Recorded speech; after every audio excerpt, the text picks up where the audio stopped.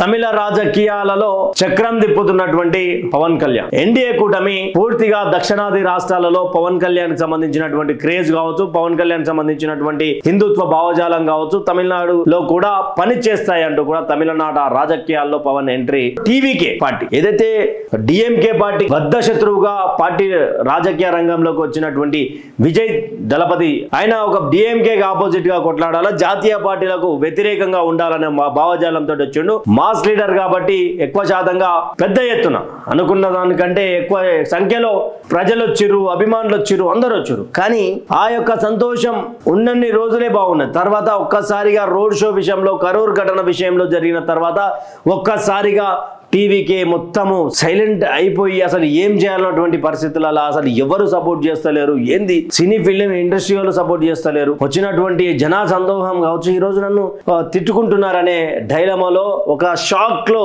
విజయ్ పడ్డాడు.